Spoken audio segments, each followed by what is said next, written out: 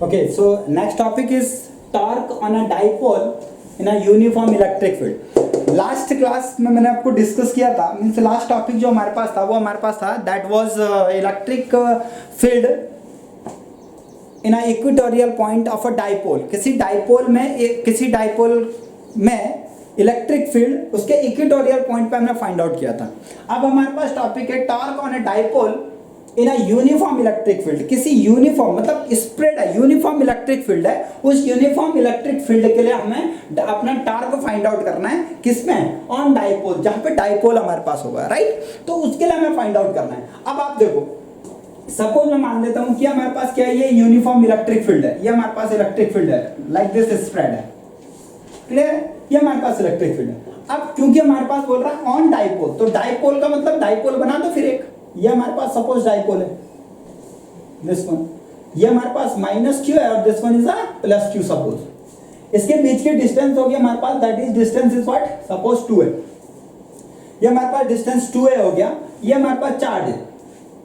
Perpendicular distance क्या होगा? अगर हम किसी एक को लेते हैं तो सपोज हमारे पास ये इसके लिए परपेंडिकुलर डिस्टेंस हो जाएगा। मतलब क्या हुआ? यूनिफॉर्म है, यूनिफॉर्म इलेक्ट्रिक फील्ड है, तो डेफिनेट है कि डाइपोल है, तो ये इस पे क्या लगेगा? फोर्स लगाएगा। एक्चुअली डाइपोल टॉर्क का मतलब क्या होता है? फोर्स एक्सर्टेड इन अ रोटेशनल मोशन। किसी रोटेशन में जो फोर्स लगेगा वो हमारे पास टॉर्क होगा, राइट। किसी फिक्स एक्सिस पे जो रोटेशन पे फोर्स लग रहा है वो हमारे पास टॉर्क है, क्लियर है ना। तो ये minus Q two plus Q है। अब अगर हम इसको लाइक दिस रोटेट करें, ऐसे रोटेट करेंगे, मींस हम नहीं, मतलब इलेक्ट्रिक फील्ड उसको रोटेट करेगा। कैसे ट्राई करेगा? इसको ट्राई करेगा कि ये इसके according to along the electric field के अलोंग ये आपके क्या आ जाए, एडजस्ट हो जाए। मतलब ये ऐसे करके मूव करेगा कि इलेक्ट्रिक फील्ड की डायरेक्शंस में ये आ जाए, क्लियर है। वो हमारे पास है, तो क्या आ जाएगा? Minus Q is equal two plus Q. अब ये हमारे पास क्या है? लाइक दिस रोटेट होगा, तो लाइक दिस रोटेशन में ये इस डिस्टेंस को ट्रैवल करेगा या नहीं करेगा?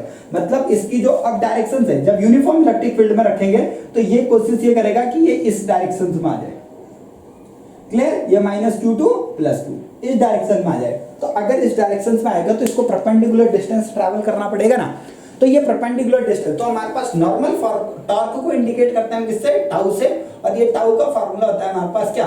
Force of magnitude, magnitude of force,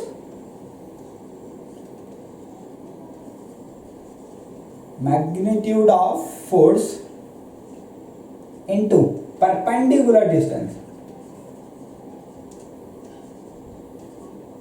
into perpendicular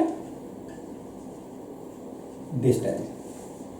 तो torque tau is equal to magnitude of force. Magnitude force कितना है? इलेक्ट्रिक फील्ड है, तो इलेक्ट्रिक फील्ड में फोर्स कितना होगा हमारे पास? F is equal to Q into ई।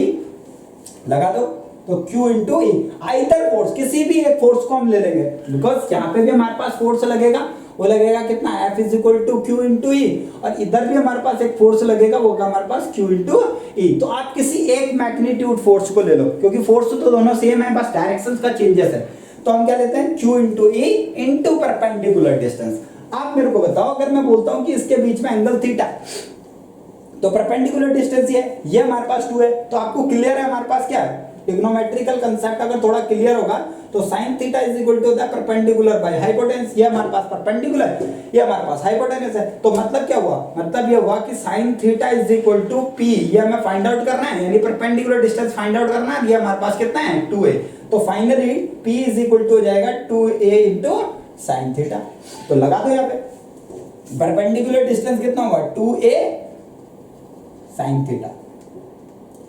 तो यानी टाउ इज इक्वल टू हो गया हमारे पास E into Q into 2a और sin थीटा। और क्योंकि आपको पता है कि P इज इक्वल टू होता है Q इंटू 2a, तो लगा दो P, यानी हमारे पास आ गया tau is equal to P E sin थीटा। और आपको ये क्लियर है कि sin थीटा का मतलब होता है क्रॉस, ठीक है, और cos का मतलब होता है sin थीटा का मीनिंग जो होता है, sin थीटा का मतलब क्रॉस, और cos थीटा का मतलब होता है डॉट, ठीक है। तो अगर हम इसको सॉल्व करेंगे, लिखें, तो हम लिखेंगे इसको P इंटू ई, ये हमारे पास हो जाएगा, यानी साइन के प्लेस में हमने ले लिया क्रॉस। अब देखो तो क्या है ये PE, जिधर हमारे पास ये हमारे पास लग रहा था क्या? ये लग रहा था हमारे पास क्या? नेगेटिव टू पॉजिटिव हमारे पास क्या होता है, डाइपोल। तो लाइक दिस, और कैसे क्रॉस करना है इसको, इलेक्ट्रिक फील्ड के अकॉर्डिंग। इलेक्ट्रिक फील्ड कैसे, यूनिफॉर्म, तो लाइक दिस रोटेशन। तो डायरेक्शन जो होगी हमारे पास वो क्या होगी, इनटू द पेज, यानी पेपर जो हमारे पास बोर्ड है, बोर्ड के लाइक दिस हमारे पास इसकी डायरेक्शंस होगी। क्लियर है, तो ये डायरेक्शंस हो जाएगा। मतलब अगर इसको बोलूं ये एक्स एक्सिस में, ये हमारे पास किस में है, अब ये तो ना तो एक्स में, पी जो है ना तो एक्स में, ना फिर हमारे पास वाई में, तो जिधर भी हमारे पास है उस पे आप क्रॉस कर लोगे। अगर डायरेक्शंस आपको मेंशन है, सपोज मैं आपको बोल दूं, देखो जो P है, P की एक पर्टिकुलर डायरेक्शन से नहीं है, तो डायरेक्शन नहीं है मतलब I प्लस जे हम ले लेते हैं, सपोज ये हमारे पास डायरेक्शन है, और E जो हमारे पास है वो E हमारे पास है, सपोज वो हमारे पास है I कैप, मतलब X डायरेक्शन में। तो अब डायरेक्शंस अगर आपको फाइंड आउट करना है तो कैसे निकालेंगे, क्रॉस मल्टीप्लिकेशन कर लेते हैं, इसका आंसर फाइंड आउट कर लेंगे। तो later I will discuss vector quantity में, ये आपने वैसे भी रीड किया होगा जब आप 10th क्लास में, सॉरी 11th क्लास में थे, वहां पे एक वेक्टर एनालिसिस चैप्टर था हमारे पास, वहां पे आपको क्लियर होगा कि जब हम इसको डिस्कस करेंगे आई से आई, सेल्फ में जब हम फाइंड आउट करते हैं तो हो जाता है जीरो, मतलब आई का आई पे क्रॉस प्रोडक्ट क्या होगा, जीरो, और जे इंटू आई ये हो जाएगा माइनस के। तो हमारे पास क्या हो जाएगा, डायरेक्शन हो जाएगी इसकी। अगर मैं इसको वैल्यू पुट करूं यहाँ पे, देखो डायरेक्शंस इंपॉर्टेंट है। अगर आपको डायरेक्शंस क्लियर नहीं है, आप डायरेक्शंस क्लियर नहीं कर रहे हो, पढ़ना और पढ़ाना ये बहुत बड़ी बात नहीं है, हर एक टीचर अपने आप में टीचर बन जाते हैं, ठीक है ना। लेकिन इंपॉर्टेंट क्या है, जो आपको बेसिक से बेसिक कंसेप्ट की ओर मूव कराए वो आपके लिए इंपॉर्टेंट है। मैं ये नहीं कह रहा हूं कि कोई आपके पास हर एक टीचर्स को नॉलेज है, लेकिन जो आपको अच्छी चीज प्रोवाइड करे वो आपके लिए इंपॉर्टेंट है। हमारे लिए कोई टीचर बहुत बड़ा सुपीरियर है, अपने आप में बहुत ज्यादा टैलेंटेड है, लेकिन वो आपको इंपॉर्टेंट थिंक दे ही नहीं पा रहा है और देना ही नहीं चाह रहा है, तो फिर उसका नॉलेजबल होकर आपके लिए बेनिफिट क्या है, ठीक है ना। तो मेन थिंग हमारे पास इसकी डायरेक्शंस फाइंड आउट करना है, क्या डायरेक्शंस है। अगर हम बात करें किसकी, डायरेक्शंस की, क्योंकि आपको क्लियर है, अगर आप इसको बात करें तो ये हमारे पास लाइक दिस है ना, ये एक्स एक्सिस है, ये वाई एक्सिस है, डाइपोल लाइक दिस आपके पास है, डाइपोल लाइक दिस आपके पास है, ये माइनस है, ये प्लस क्यों है, तो अब ना तो ये एक्स है ना वाई है, मतलब इसकी जो डायरेक्शन है वो एक्स प्लस वाई में है। क्लियर है, और एक्स क्योंकि इलेक्ट्रिक फील्ड एक्स डायरेक्शन में है, लाइक दिस है, तो हम ये मान लेते हैं कि इलेक्ट्रिक फील्ड ऐसे यानी आई कैप में है।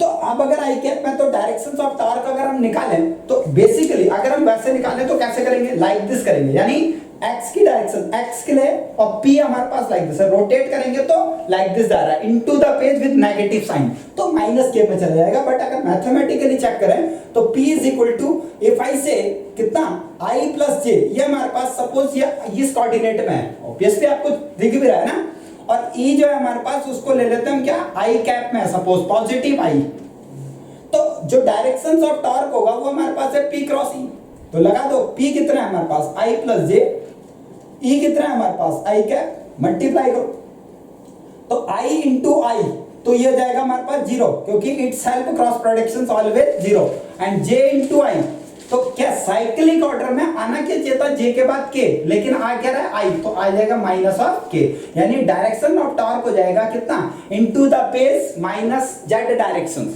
राइट, ये हमारे पास इसकी डायरेक्शंस हो जाएगी। तो आई होप आपको ये क्लियर होगा कि हमारे पास डायरेक्शंस कैसे फाइंड आउट करेंगे, क्लियर है ना, दैट्स इंपॉर्टेंट वन, राइट, ठीक है। तो ये हमारे पास टॉर्क की कंडीशन थी, टॉर्क के लिए हमने फॉर्मूला फाइंड आउट कर दिया, डिफाइन कर दिया, हमारे पास कैसे फाइंड आउट होगा, क्लियर है, ठीक है। अब हम बात कर लेते हैं थोड़ा एरिया वेक्टर के लिए, आई होप आपको ये क्लियर होगा।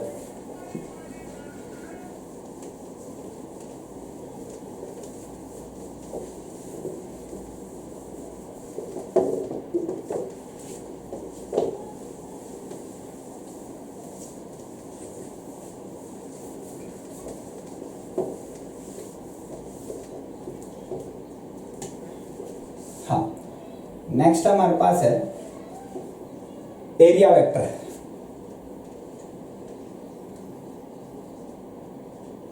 एरिया वेक्टर, एरिया वेक्टर क्या है, एरिया वेक्टर जब भी हम बात करते हैं एरिया वेक्टर की, एरिया वेक्टर सपोज ये हमारे पास सरफेस है, तो एरिया वेक्टर जो होगा वो ऑलवेज परपेंडिकुलर होगा, नॉर्मल आउटवर्ड, ऑलवेज, हर एक सरफेस के लिए, इन ईच सरफेस, यहां पे लिख देंगे हम, in each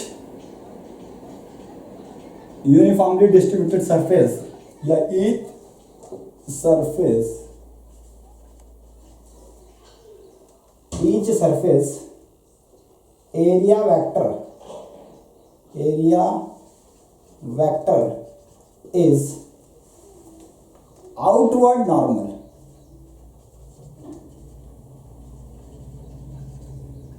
Outward normal.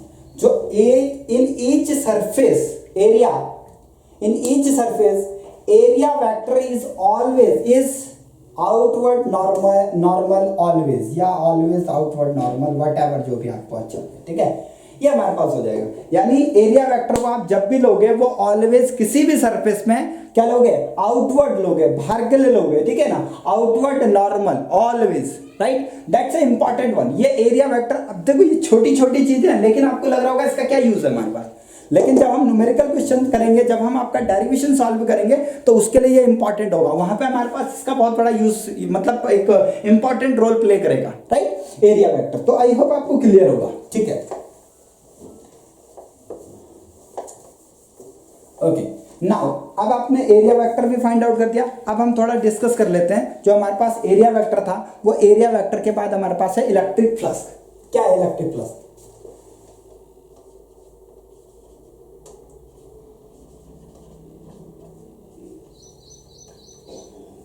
Electric flux, इसको इंडिकेट करते हैं किससे, फाई से। तो इलेक्ट्रिक फ्लक्स की क्या है, the number of electric field line passing through the Gaussian surface, that is known as electric flux, या total number of electric field line passing through the Gaussian surface। तो क्या लिख देंगे यहां पे, electric flux is equal to,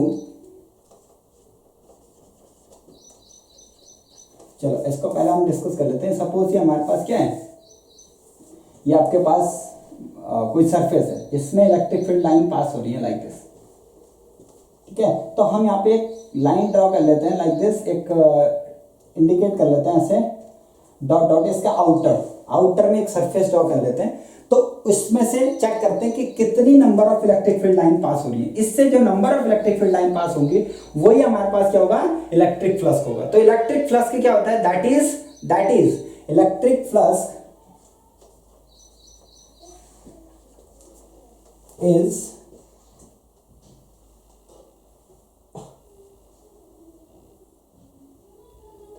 electric flux is the electric field line. Electric flux is a flux.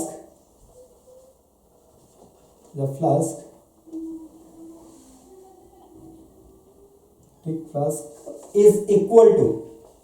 Electric flux is equal to the number of electric field line. The number of electric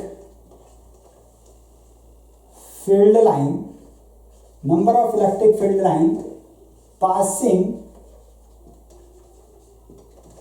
through, electric field line passing through the Gaussian surface, the Gaussian surface. Electric flux is equal to the number of electric field line passing through the Gaussian surface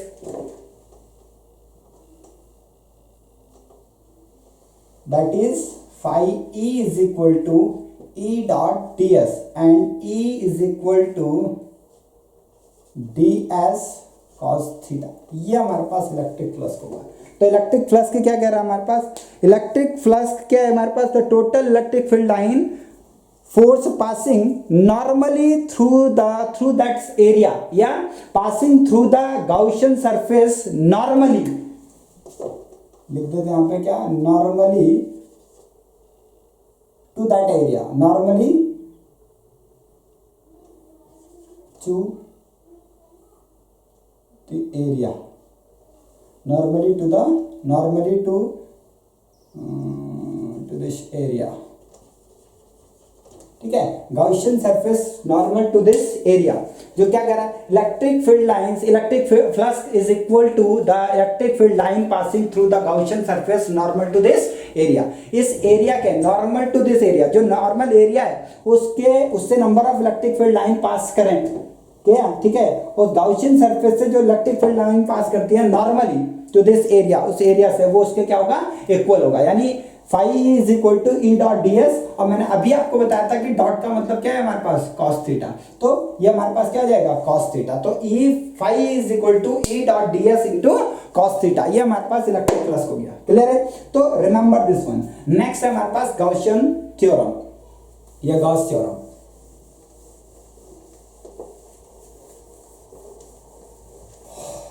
next is Gauss theorem.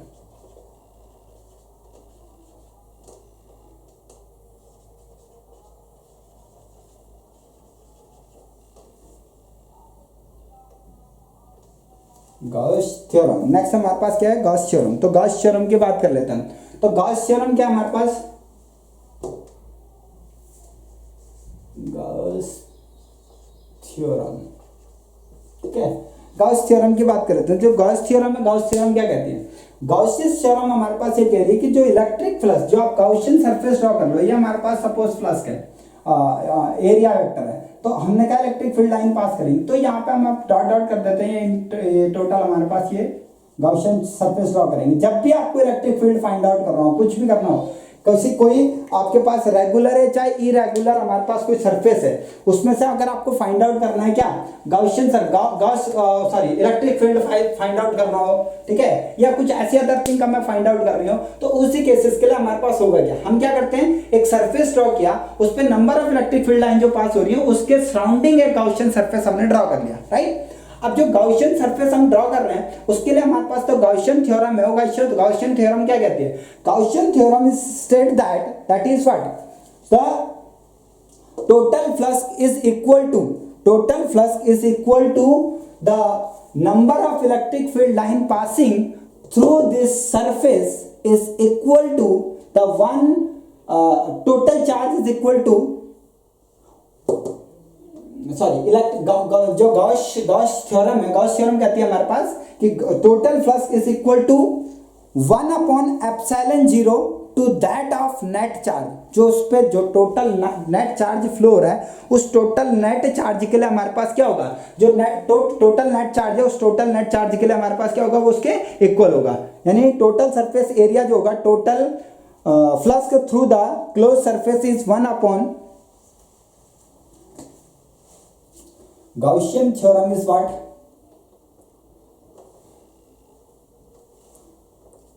Total flux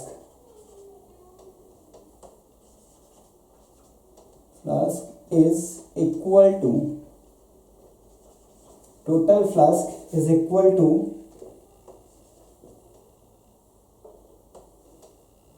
total flux is equal to 1/ε0, total flux या total electric field, total flux through the surface, total flux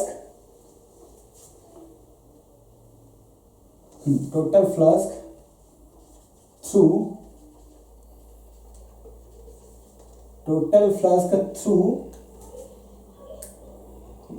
अच्छा क्या कह रहा, Gaussian theorem. Gaussian theorem क्या हमारे पास, Gaussian theorem हमारे पास है total flux through the curve surface, through the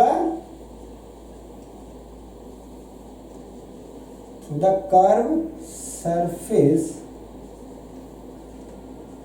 is equal to 1/ε0 is equal to 1/ε0 times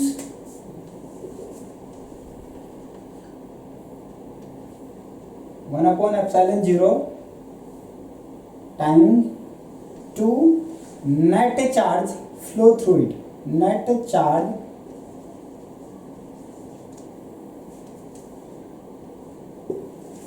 total flux through the curved surface is equal to 1/ε0 time to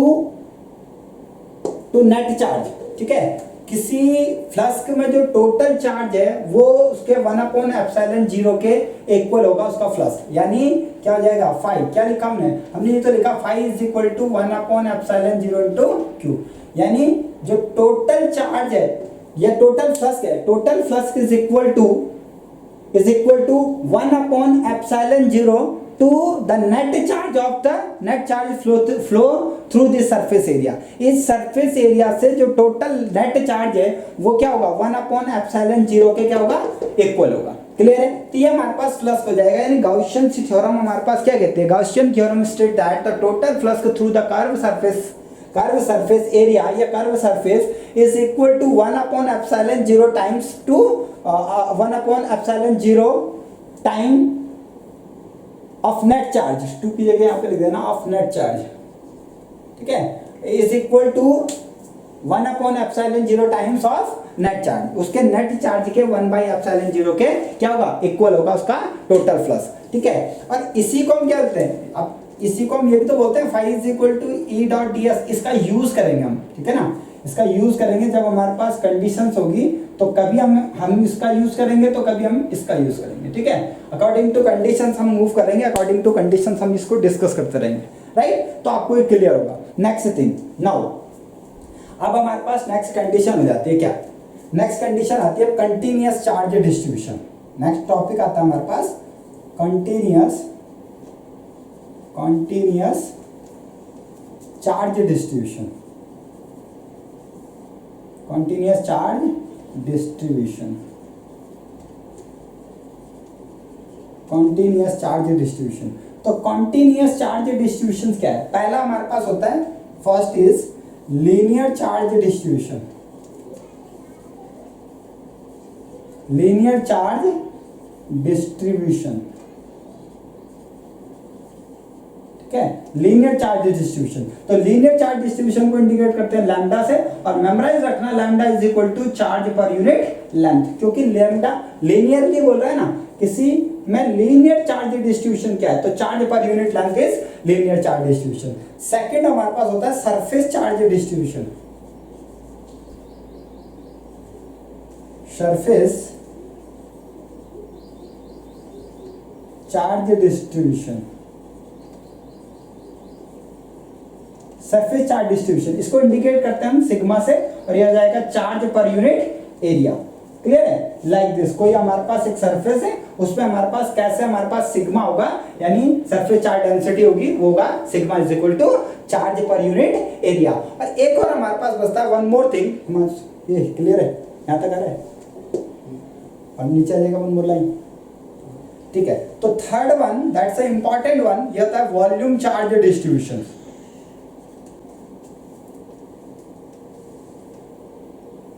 volume charge distribution, volume charge distribution.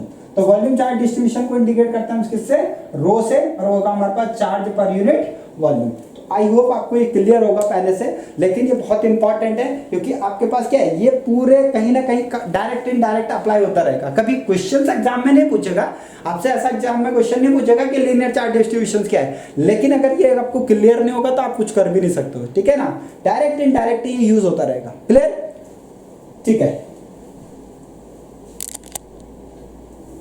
हो गया. चलो ठीक है, कितना minute का हो